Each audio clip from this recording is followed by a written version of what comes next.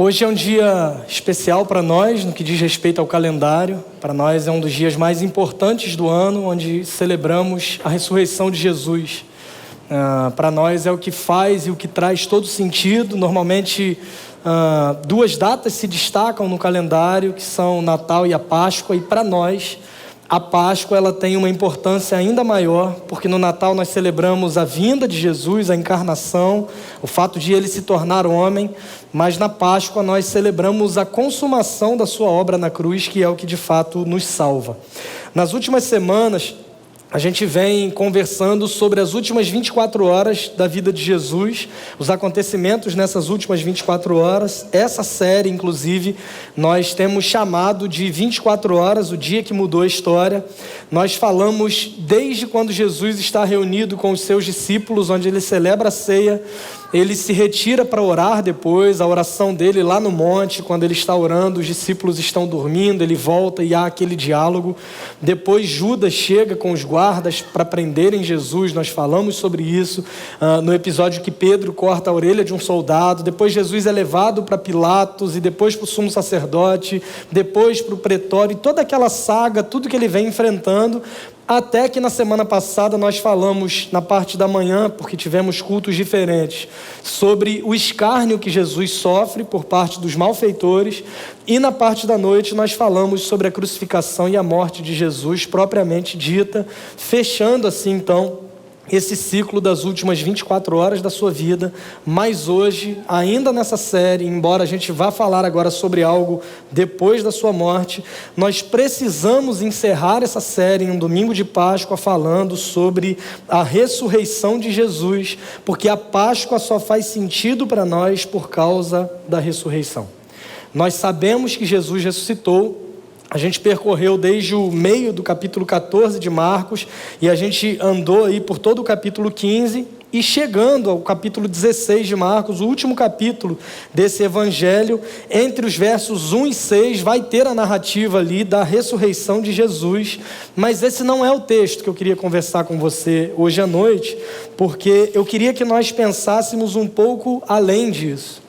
A proposta hoje não é nós falarmos sobre a ressurreição como um fato, mas a ideia é nós falarmos sobre o que o fato de Jesus ter vencido a morte traz de implicações para a minha vida.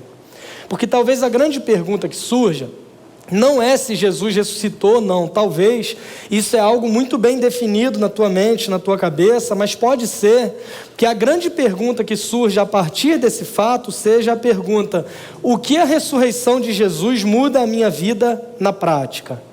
É algo que transforma a minha realidade, a minha vida?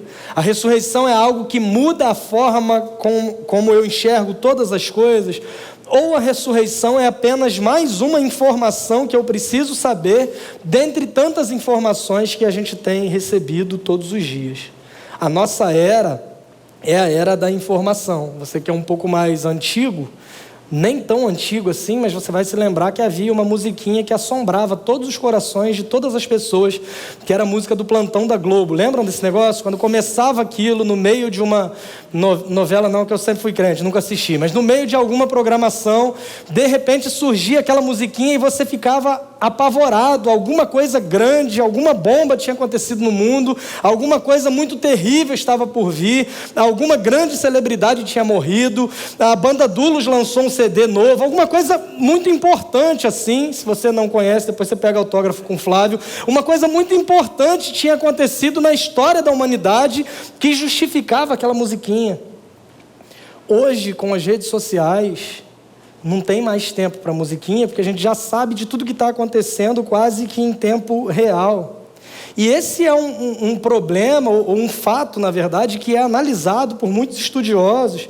E eu estava pesquisando sobre isso, inclusive, e eu vi alguns estudos que comprovam que, por causa do excesso de informações, nós estamos sofrendo de forma mais acelerada coisas que as pessoas não sofriam há muito pouco tempo atrás. Por exemplo, por causa do excesso de informações, as pessoas estão cada vez mais ansiosas.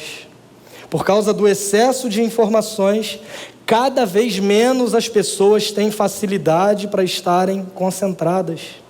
Por causa do excesso de informações, cada vez menos nós temos memória e outras coisas que eu esqueci também, porque eu também estou afetado pelo excesso de informações. Ainda veio a Covid, ainda para acabar de completar esse problema de memória. Mas os estudiosos, inclusive, cunharam um termo, e tem um termo chamado infoxicação. Não sei se você já ouviu falar sobre isso, mas é uma junção de palavras para nos mostrar que muitos de nós estamos intoxicados pelo excesso de informações. O que é interessante pensar é que a grande maioria dessas informações que nós somos submetidos o dia inteiro, no nosso feed, na televisão, na rua, onde quer que a gente esteja, a grande maioria dessas informações é absolutamente inútil. E por causa desse excesso, dessa quantidade de informações com as quais nós temos que lidar, mesmo aquelas que são úteis, nós perdemos um pouco a capacidade de processá-las com a exatidão que elas precisam ser processadas. Eu vou te dar um exemplo de uma informação inútil, porque esses dias eu estava nesses negócios que você vai passando na rede social e aparece uma informação assim meio que aleatória, e era tão aleatória que me chamou a atenção e eu achei interessante. E eu acabei lendo um artigo da Discovery Channel, dessas coisas aí que aparecem no Facebook, no Instagram. Você pode procurar o artigo depois, se você quiser. É bem interessante. Ele se chama 10 coisas que você precisa saber sobre os cangurus. Não sei se você já parou para pensar sobre isso, mas talvez essa informação possa salvar a sua vida. Por exemplo, dentre as informações contidas no meio dessas 10, eu descobri que a origem do nome canguru vem da palavra cangurro, usada por uma tribo aborígene, e cangurro significa canguru. É uma informação bem interessante, né? Talvez eles traduziram para ficar mais fácil para nós. A gente não conhecia o bicho, eles poderiam chamar de canguru aqui também, que não teria o menor problema, mas a origem do nome canguru é essa origem aí, para que você saiba o nome que eles davam aos cangurus. E eu fiquei pensando, por que razão eu preciso saber disso? Talvez para puxar papo com algum canguru algum dia na minha vida, que eu encontrá-lo, falar para ele assim: você sabia a origem do seu nome? Outra coisa que eu vi de informação importante, ou não, o que para mim é muito mais interessante, irmãos, as duas orelhas dos cangurus, elas se movem de modo independente. Elas são independentes, então elas podem se mover em direções distintas ao mesmo tempo. Já parou para pensar nisso? Vira para o irmão que está do seu lado. Não, estou brincando. E essa informação para mim é demais, porque um dos meus sonhos quando era criança era conseguir mexer a orelha. Você conhece gente que consegue mexer a orelha? Que para assim e de repente dá aquela mexida. Era um negócio que eu sonhava em fazer, mas nunca consegui. Já treinei na frente do espelho, fiz jejum, campanha de oração, enfim, nada deu certo. E eu cheguei à conclusão que eu não consigo mexer a orelha, mas o canguru consegue, e consegue mexer as duas ainda de modo separado. Você sabia que um canguru vive aproximadamente 18 anos? Essa é muito importante se você pensa em adotar um canguru para o seu planejamento de vida. Você vai ter que entender que, em média, pelos próximos 18 anos, ele vai ser parte da sua família, ou para você se declarar um canguru. Não espere o tempo passar. Diga que ama enquanto é tempo. Se você viu que o canguru já está adolescente, a barba está crescendo, você já se declara para um canguru. Percebe a quantidade de coisas que nós somos submetidos o tempo todo? E o que mais me espanta é que o nome do artigo não é 10 curiosidades sobre um canguru, 10 fatos interessantes sobre um canguru, 10 coisas que você, sei lá, que não está fazendo nada, seria interessante você saber. Não, o nome do artigo é 10 coisas que você precisa saber sobre um canguru. É assim que as informações nos são vendidas. Você precisa saber disso. Se você, por exemplo, estuda, você vai ter uma série de professores ou de mentores ou de pessoas que você admira que vão dizer: olha, você não pode terminar sem ler esse livro e esse livro. Aí você vai pensando, cada professor indica uns 5 ou 6, você teria que viver para ler os livros, e ainda assim as informações nos são vendidas como sendo absolutamente indispensáveis. Mas de verdade, a menos que eu viva na Austrália e seja um aborígene, ou que eu seja um estudioso de cangurus, por que razão eu preciso saber dessas 10 informações? Nós somos bombardeados o tempo inteiro com essas informações inúteis. É comum terminarmos alguns dias com a mente cansada de tanta informação que nós recebemos e a grande maioria delas não tem valor algum para nós. A ressurreição não é uma dessas coisas.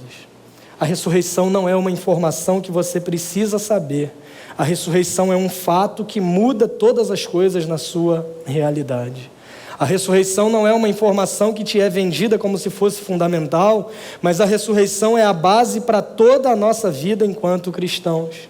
A ressurreição é um elemento central da nossa fé, tanto que está narrada nos 4 evangelhos, Marcos 16, Mateus 28, Lucas 24 e João 20. Só que hoje, ao invés de nós nos determos a esse fato, eu quero focar em um capítulo que Paulo escreveu para a igreja de Corinto, onde ele vai nos mostrar de modo muito prático como a ressurreição faz sentido para nós.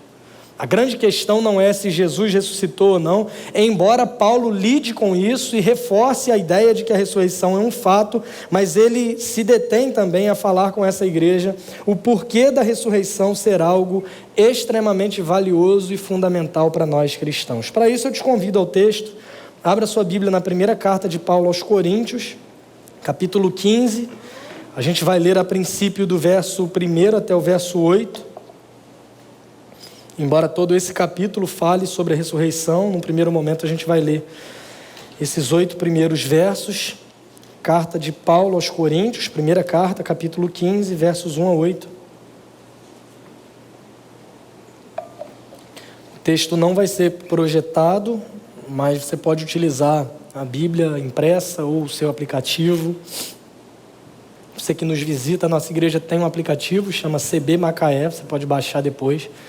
Ali a gente tem notícias, vídeos das pregações e dentre tantas outras utilidades, a gente tem algumas versões da Bíblia ali também que você pode usar. Mas você que vai usar aplicativo, se abrir outro aplicativo para ver o jogo, seu time vai perder. Se abrir rede social, vão clonar a tua senha bancária essa semana. Estou brincando, gente. Não estou brincando não, estou brincando sim.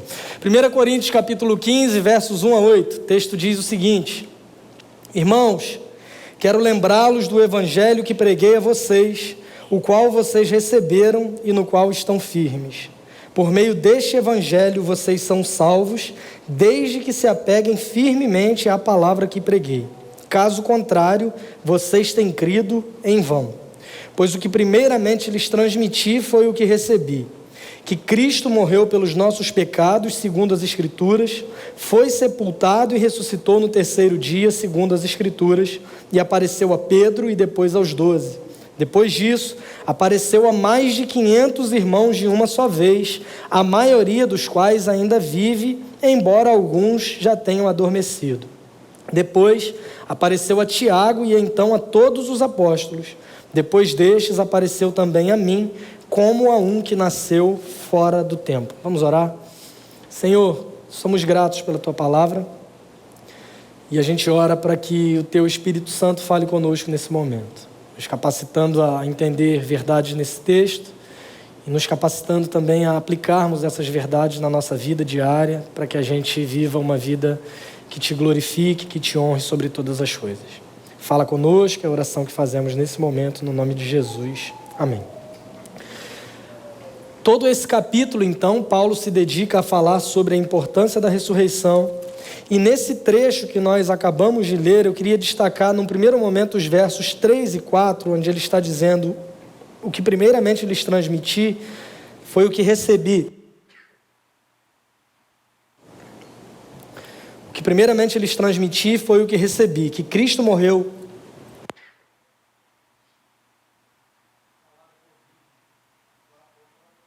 Não é isso não, acho que é alergia. Mas enfim, o que primeiramente lhes transmiti foi o que recebi, que Cristo morreu pelos nossos pecados, segundo as Escrituras, foi sepultado e ressuscitou no terceiro dia, segundo as Escrituras. A primeira coisa que a gente consegue perceber olhando para essa história e para esse trecho do capítulo 15 da primeira carta aos Coríntios, é que a ressurreição de Jesus não é um acidente. A ressurreição de Jesus não é um acontecimento aleatório que ocorreu na história. A ressurreição de Jesus não é uma surpresa para Deus Pai, mas ela é o cumprimento do que diz toda a Bíblia. O apóstolo Paulo está escrevendo para esses irmãos e ele está fazendo uma conexão entre o fato de Jesus ter morrido com o que dizem as Escrituras sobre ele, entre a ressurreição de Jesus com o que dizem as Escrituras sobre ele. Ele não está dizendo para esses irmãos que por algum acaso Jesus ele morreu, foi sepultado e ressuscitou de modo aleatório. Ele está dizendo que tudo isso acontece de acordo com o que diziam as Escrituras. Nós entendemos que toda a Bíblia aponta para Jesus e para o Evangelho. O que Paulo está relembrando esses irmãos, no verso 2 ele vai dizer que por meio desse Evangelho vocês são salvos. O que Paulo está fazendo é conectando o que Jesus havia feito com as profecias que apontavam para ele desde sempre. A vida perfeita de Jesus, a sua morte na cruz nos substituindo e pagando a nossa pena, a sua ressurreição, não são acidentes na história, mas todas essas coisas fazem parte de um plano eterno e perfeito por Deus, tratado desde sempre. Paulo está dizendo que o que Jesus fez é o cumprimento do que a Bíblia sempre apontou para ele, e ele está deixando claro para esses irmãos que é pela fé nesse Evangelho que nós somos salvos. Mas a argumentação de Paulo, ela não fica restrita simplesmente ao Antigo Testamento. Paulo está escrevendo aqui para uma igreja meio mesclada, tanto de judeus que tinham fugido na perseguição e estavam ali, mas Paulo falava também para algumas pessoas que eram gregas e romanas, por exemplo. Elas não tinham todo esse apego com o Antigo Testamento, então além de citar o Antigo Testamento, Paulo faz também uma espécie de embasamento racional da fé. Ele está querendo deixar claro para esses irmãos e para os seus leitores que a ressurreição ela foi um fato, ou seja, existe uma razão muito clara para nós acreditarmos naquilo que nós acreditamos. A partir do verso 5 ele vai dizer que Jesus apareceu a Pedro e depois aos 12, depois disso apareceu a mais de 500 irmãos de uma só vez, a maioria dos quais ainda vive, embora alguns já tenham adormecido. Depois apareceu a Tiago e então a todos os apóstolos, depois destes apareceu também a mim, como a um que nasceu fora de tempo. Pode ser que você seja um pouco cético em relação à morte e à ressurreição de Jesus. Pode ser que para você não haja muito sentido em muita coisa que está escrito na Bíblia, mas o que Paulo está fazendo aqui é apresentando uma base racional para aquilo que nós cremos, que Jesus de fato ressuscitou. O que ele está dizendo para os seus leitores é o seguinte: nós o vimos. Eu não estou falando de uma história inventada, eu não estou falando de uma fábula, eu não estou falando de algo que as pessoas criaram por qualquer motivo, mas eu estou falando de uma realidade, porque nós vimos Jesus, nós sabemos que ele morreu, nós estávamos lá. As pessoas viram, as pessoas contemplaram tudo isso que ele passou, a sua crucificação, o seu sepultamento. Tiago viu, Pedro viu, e ele cita nomes de dois homens tidos como em mais alta estima no início da igreja cristã, que eram os grandes líderes da igreja primitiva. Ele fala, os outros apóstolos também viram, e ele vai dizer que mais de 500 pessoas o viram. Não é uma visão daquelas de filme, de lembrar do que tinha feito, não. Eles o viram de fato, falaram com Jesus, andaram com Jesus, comeram com Jesus. Eles estiveram juntos por mais de 40 dias. E é importante nós salientarmos que quando Paulo escreve essa carta, ele mesmo vai dizer isso. Muitos daqueles 500 que o tinham visto ainda estavam vivos. Ele vai dizer isso no verso 6.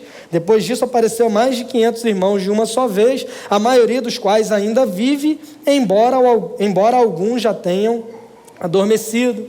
Essa carta foi escrita por volta do ano 55 depois de Cristo, mais ou menos 2 décadas depois dos acontecimentos da sua morte e ressurreição.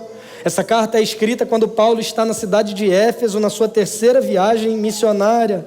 É como se Paulo dissesse para os seus leitores: se vocês não acreditam em mim, pergunte a qualquer uma dessas pessoas, nós temos como provar. Nós temos mais de 500 pessoas que viram Jesus, então você pode perguntar para elas. O Evangelho é um fato, não é um conto de fadas, é algo real. Jesus morreu de fato, mas Jesus também ressuscitou ao 3º dia. E ele está dizendo para essa igreja que nós somos salvos se nós cremos nessa mensagem. O Evangelho é uma boa notícia. O Evangelho é um fato, é a boa nova de que homens que por causa do pecado se tornaram inimigos de Deus, agora por meio de Cristo Jesus, podem ser reconciliados com o próprio Deus. O Evangelho é a boa notícia de que somos perdoados em Jesus. Não que a salvação seja uma espécie de impunidade, não que Deus tratou os nossos pecados com impunidade e pensou assim, vou deixar com que eles sejam salvos. Não, irmãos, nós somos perdoados, porque Jesus assumiu o nosso castigo e a nossa condenação. Deus não abre mão de um atributo em detrimento de outro.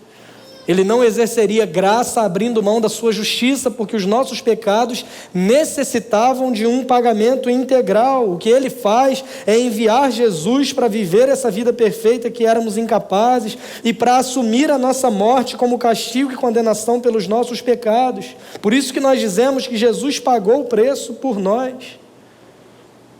E alguns terminam uma suposta proclamação do Evangelho por aqui. Mas a mensagem do Evangelho, ela está incompleta se nós não falamos da ressurreição. As pessoas costumam dizer, hoje em dia, algumas ações e impactos, e não estou criticando isso, você vai entender. Eu acho que talvez isso abra uma porta para que seja pregado o Evangelho, mas tem muita gente que não sabe o que é de fato o Evangelho. E diz assim, eu vou evangelizar. E como que você evangeliza? Eu digo para a pessoa, Jesus te ama. Isso não é o Evangelho. Isso pode te abrir portas para pregar o Evangelho. A mensagem do Evangelho necessariamente passa pela criação, pela queda, pela redenção e pela consumação de todas as coisas. A mensagem do Evangelho não está completa se nós dizemos para a pessoa, Jesus morreu por você. A mensagem do Evangelho não tem a ver com o martírio, com alguém que morreu em prol de uma causa, porque isso muita gente foi capaz de fazer ao longo da história. A mensagem do Evangelho só é a mensagem que nos salva, porque para nós a ressurreição é fator determinante. A grande prova, irmãos, de que Jesus viveu uma vida perfeita se dá por meio da sua ressurreição. Se ele fosse um pecador como qualquer um de nós, ele teria sido derrotado pela morte. A grande prova de que o sacrifício foi aceito por Deus porque a vida foi perfeita é o fato de que ele venceu a morte. O salário do pecado é a morte. Para Jesus isso não se aplica porque ele não é um pecador. Como que a gente tem a certeza de que a sua vida foi totalmente perfeita? Porque ele venceu a morte. A grande prova, irmãos, de que nós somos perdoados e aceitos por Deus é por meio da ressurreição de Jesus. Ele venceu a morte e por isso nós somos perdoados. Porque ele venceu a morte, o castigo pelos nossos pecados não é maior do que a salvação que recebemos de Deus por meio da sua graça. Por isso Paulo fala que nós somos salvos por essa mensagem, que Cristo Jesus morreu e que Cristo Jesus também ressuscitou. E a partir desse entendimento, por todo esse capítulo, ele vai nos dar implicações práticas acerca da compreensão da ressurreição e do que ela muda a minha vida de modo real. Porque, como eu disse, pode ser que a grande pergunta que você faça não é se Jesus ressuscitou ou não, mas é o que isso muda na sua vida. E o que Paulo faz por todo o capítulo 15 da primeira carta aos Coríntios é apontar para as aplicações e implicações práticas disso, e nós podemos destacar algumas. No verso 26, por exemplo, ele vai dizer o seguinte: o último inimigo a ser destruído é a morte. Por causa da ressurreição de Jesus, nós podemos ter esperança.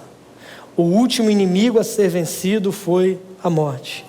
Com a ressurreição, nós aprendemos que em Cristo, até mesmo a morte ela já foi vencida. A ressurreição de Jesus é uma vitória final e definitiva sobre a morte.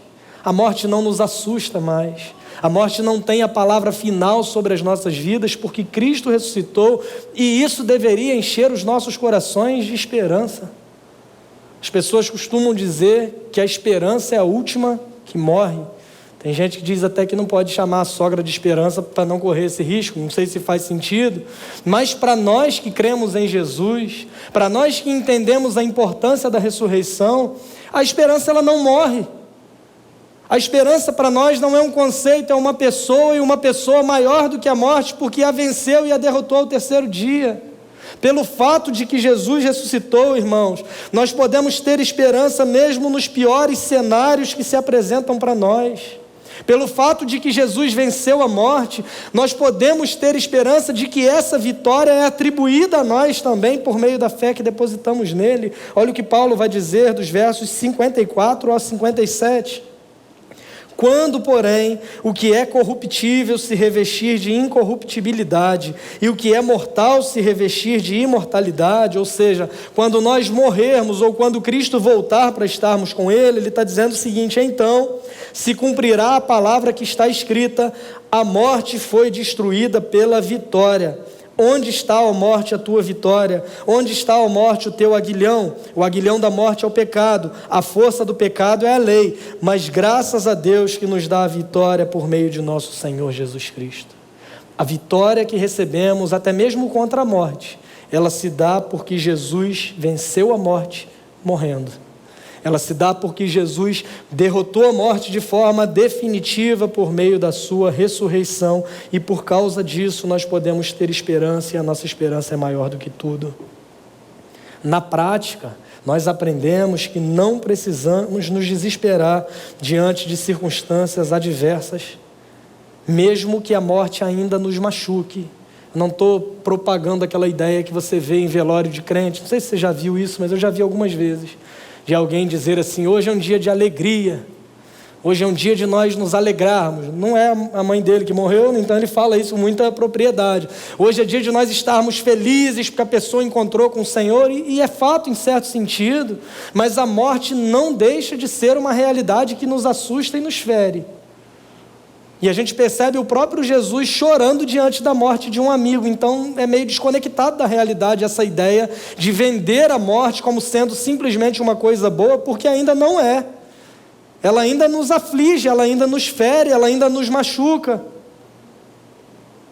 Ela nos deixa tristes, ela nos deixa angustiados, enlutados, lidando com essa questão de luto por algum tempo, de algumas maneiras. Mas a morte não é capaz de tirar de nós a nossa esperança. O apóstolo Paulo, escrevendo aos Tessalonicenses, ele vai dizer: eu não quero que vocês sejam ignorantes em relação aos que dormem. Eu queria falar com vocês algumas coisas em relação àqueles que já morreram. E ele vai dizer para esses irmãos o seguinte: vocês não podem se entristecer como aqueles que não têm esperança. Paulo não está dizendo que eles não podem ficar tristes. Ele está dizendo que eles não podem ficar tristes como aqueles que não têm esperança. Porque se nós cremos em Jesus, porque se a ressurreição é um fato e nós cremos nisso, nós não podemos ficar desesperados nem mesmo diante da morte. Essa semana nós tivemos um fato terrível no nosso país, na cidade de Blumenau. Algo que nos enche de tristeza, de dor, de revolta, de angústia, de preocupação. Mas nem isso, irmãos, tem o poder de tirar de nós a esperança. Porque se nós cremos que Cristo ressuscitou de fato, nós confiamos que Ele voltará um dia para acabar de vez com toda a injustiça. Que haverá um lugar onde não haverá mais dor, e Ele mesmo enxugará dos nossos olhos toda lágrima. Por causa da ressurreição, nós podemos confiar que não há inimigo maior do que o nosso Deus, pois nem mesmo a morte foi capaz de detê-lo. Essa ideia dualista que alguns têm, de que Deus e o diabo eles estão medindo forças para ver quem vai vencer no final, não faz o menor sentido a partir do entendimento que temos das Escrituras. Se você é crente há mais tempo que nem eu, você já deve ter feito teatro sobre isso na igreja, de um leilão. Já viram isso? Deus e o diabo no leilão brigando pela alma de uma pessoa. Não fico com vergonha não, que eu já participei também. Só não era o diabo, isso aí eu nunca fui não, mas já participei de alguns leilões desse aí, de algumas peças, alguns teatros e eventos desses. Isso não faz sentido nas Escrituras. Aquela imagem que mandam para você, de Deus e o diabo na queda de braço, dizendo quem vai vencer. Se é Deus, curta. Se é o diabo, compartilhe. Não precisa ficar com medo de ir para o inferno por causa disso, que isso não vai acontecer. olhando para as Escrituras, nós compreendemos que não há esse dualismo, essa disputa entre o bem e o mal. Não, isso não existe. O maior dos inimigos já foi derrotado e já foi destruído, e é a morte. Isso deve encher os nossos corações de esperança. Nós não estamos torcendo para Deus derrotar os seus inimigos no fim. Nós vivemos a partir da certeza que pela ressurreição nós podemos concluir que mesmo o último e o pior dos inimigos já foi derrotado por Ele. Isso muda todas as coisas. Isso deveria encher o nosso coração de esperança. Além disso, Paulo vai nos mostrar que, além de nos dar esperança, a ressurreição é o que traz sentido para a nossa pregação e para a nossa fé. Olha entre os versos 12 e 20 o que ele vai dizer. Ora, se está sendo pregado que Cristo ressuscitou dentre os mortos, como alguns de vocês estão dizendo que não existe ressurreição dos mortos? Se não há ressurreição dos mortos, nem Cristo ressuscitou, e se Ele não ressuscitou, é inútil a nossa pregação, como também é inútil a fé que vocês têm. Mais do que isso, seremos considerados falsas testemunhas de Deus, pois contra Ele testemunhamos que ressuscitou a Cristo dentre os mortos. Mas se de fato os mortos não ressuscitam, Ele também não ressuscitou a Cristo. Pois se os mortos não ressuscitam, nem mesmo Cristo ressuscitou. E se Cristo não ressuscitou, inútil é a fé que vocês têm e ainda estão em seus pecados. Nesse caso, também os que dormiram em Cristo estão perdidos. Se é somente para essa vida que temos esperança em Cristo, somos de todos os homens os mais dignos de compaixão. Mas de fato, Cristo ressuscitou dentre os mortos, sendo Ele as primícias entre aqueles que dormiram. É a ressurreição que traz sentido para a nossa fé, e Paulo está defendendo exatamente isso nesse trecho. Diante de falsos ensinos pregados naquela igreja, de que não haveria a ressurreição dos mortos, ele está dizendo para esses irmãos: se vocês não acreditam que a ressurreição ocorreu, absolutamente nada mais é verdade. Se vocês isolam da fé de vocês esse ponto central que é a ressurreição, todo o resto está comprometido e vocês não têm razão para crer em absolutamente mais nada. E é impressionante o quanto a gente vê, desde o primeiro século até os dias de hoje, as pessoas tentando atacar essas verdades, e essa verdade de um modo fundamental, que é a ressurreição de Cristo. Há algum tempo atrás era comum assistir somente em canais científicos alguns ditos estudiosos tentando negar a ressurreição corporal de Jesus. E é triste perceber hoje, irmãos, que não só nos canais científicos, mas em algumas pregações a gente tem visto isso também. Alguns que se dizem pastores, que abraçam mais as suas posições políticas e afirmam que a ressurreição é, por exemplo, apenas uma metáfora para incitar rebeldes contra o Império Romano, resumindo Jesus a apenas um líder revolucionário, e ele é muito mais do que isso. Que foi uma história criada pelos discípulos para embasar uma suposta rebelião. Irmãos, isso não pode ser verdade para nós. Nós cremos que Jesus ressuscitou física e literalmente. E aí as pessoas começam a criar e formular uma série de teorias. Tem gente que diz que ele, por exemplo, não chegou a morrer na cruz, que ele desmaiou simplesmente. Não sei se você já ouviu isso, e há uma teoria sobre isso. Mas aí a gente começa a pensar que ele foi espancado, cuspido, ferido, teve o lado perfurado por uma lança, colocaram uma coroa de espinhos na sua cabeça, bateram nele, deram um soco, bateram com uma vara na sua cabeça, afundando ainda mais a coroa de espinhos, colocado em um sepulcro, e poucos dias depois apareceu para os discípulos com a aparência de quem venceu a morte, depois de ter caminhado por mais de 11 quilômetros. Na minha cabeça, mesmo que Jesus não tivesse morrido, esse seria um milagre tão grande quanto a ressurreição, porque não faz o menor sentido. As pessoas tentam diminuir a importância da ressurreição de Jesus e criando essas tentativas de explicar o que houve nesse intervalo entre a morte de Jesus e a sua aparição pública.